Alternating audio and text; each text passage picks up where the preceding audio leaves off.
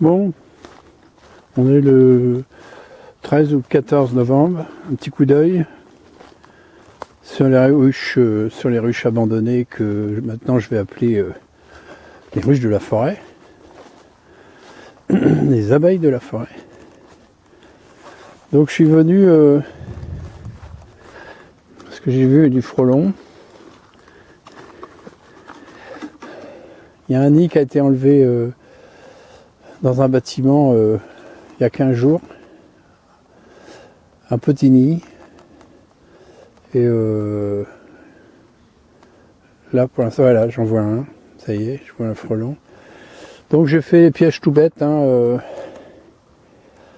Des pommes coupées en 4. J'ai fait des trous au fond pour que l'eau s'écoule. Et puis je vais mettre ça pour essayer d'attraper les frelons. Parce qu'en ce moment, ils sont sur les pommes. Et sur les abeilles aussi. Donc,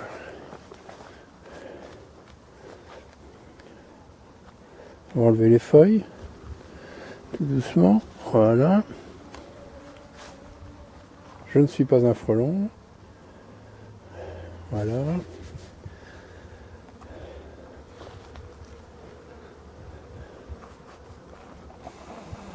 On peut voir que celle-ci est bien vivante. Cette ruche-là,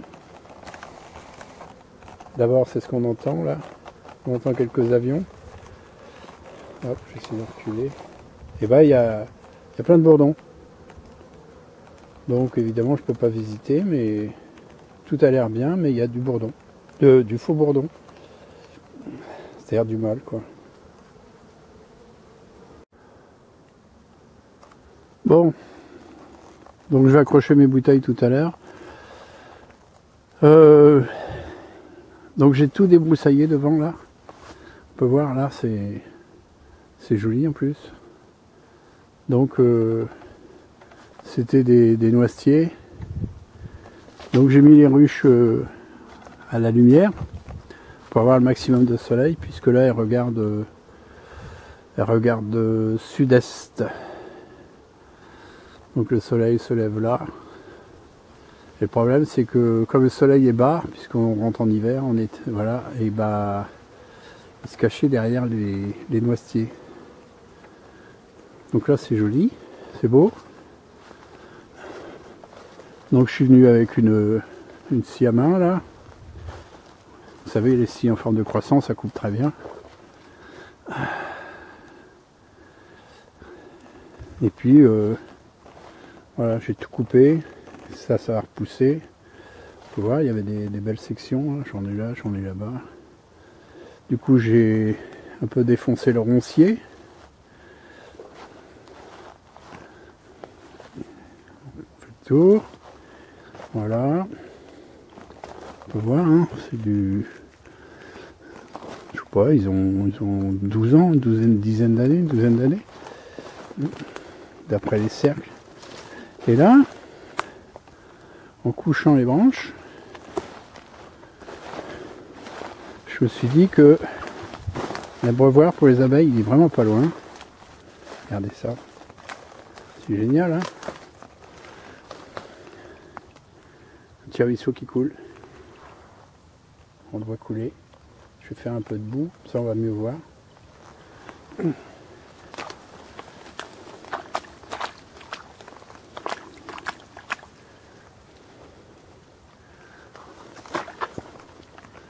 Donc c'est un petit ruisseau, on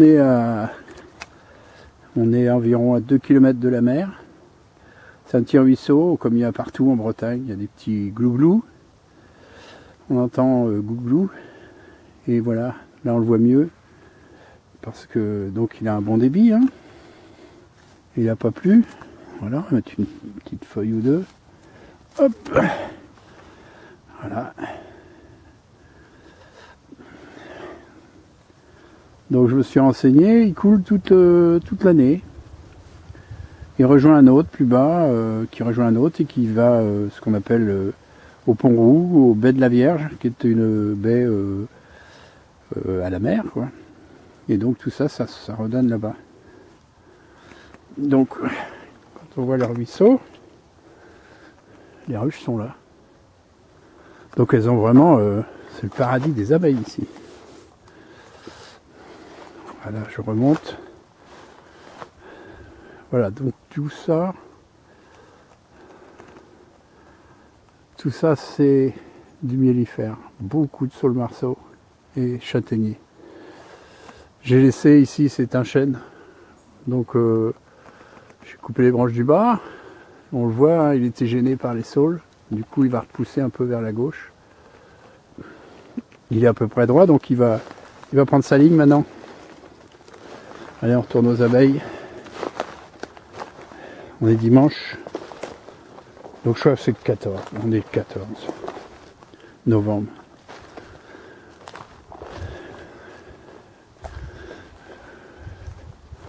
Alors je vais regarder les planches parce que j'ai tendance à avoir les frelons qui se cachent dedans, sous les langes. Donc j'ai mis ça parce que j'ai remarqué quand il pleut fort, la boue revient sur les ruches. Je vais quand même prendre un bâton parce que des fois il y en a qui sont encore vivants. Ils se mettent là-dessous. Mais là il n'y en a plus. Non.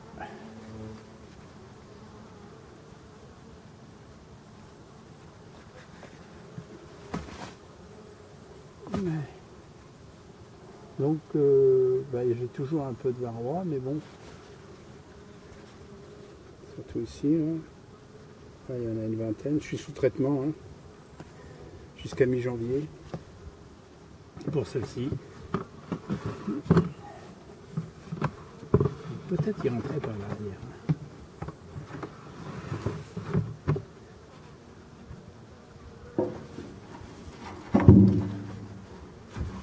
Bon, j'ai vu un frelon tout à l'heure, mais pour l'instant ça va.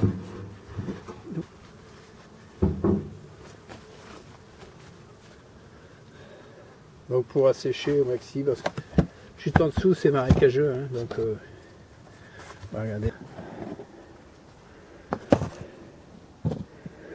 Encore un petit peu de varroa.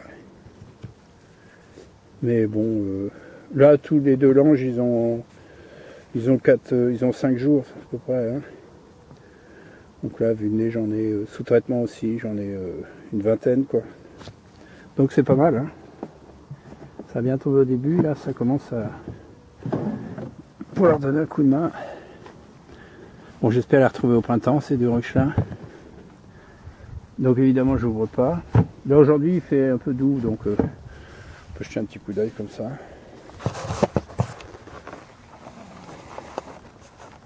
J'entends un frelon. Donc il doit entraîner quelque... Ah voilà, je le vois. Moi je vais essayer de m'occuper de lui. On peut voir, il y a un beau... Ça doit être un hêtre. Hop là. Il y a un hêtre, ouais, c'est un hêtre. Devant son dénoestier. Hop là. Un hêtre est devant son dénoestier. Donc là c'est les derniers 10 jours pour les feuilles des arbres. On peut voir, je sais pas si c'est... si, il y a 4 sapins différents, donc il doit y avoir un pin maritime et 2 pins maritimes et 2 sapins quoi. Genre Norman. Donc vraiment, il y a même du miel de sapin s'ils veulent. Bon, il est beau cette couleur. Ouais. Allez, je vais m'occuper des bouteilles. Donc voilà, en même temps, je fais un essai. C'est-à-dire que cette bouteille-là est plutôt proche des abeilles. Voilà. Et l'autre, elle est éloignée d'une dizaine de mètres, plutôt plein soleil. Voilà.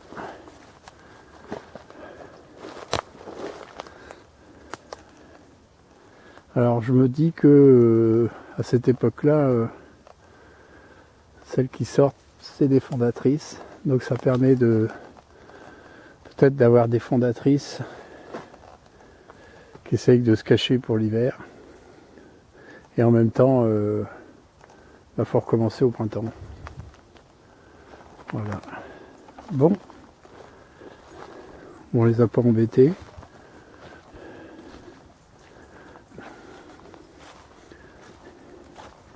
Alors celle-ci a une plus petite activité.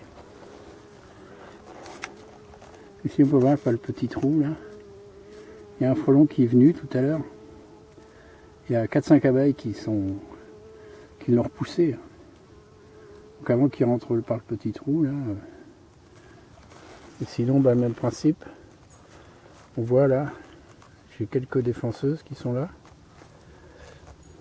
Et mes petites arcades et 5 trous. Elles passeront l'hiver comme ça.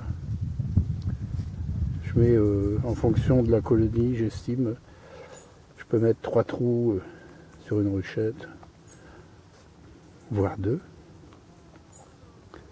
Et puis sur des colonies un petit peu plus grosses, 5 trous, 6 trous. Voilà. Allez.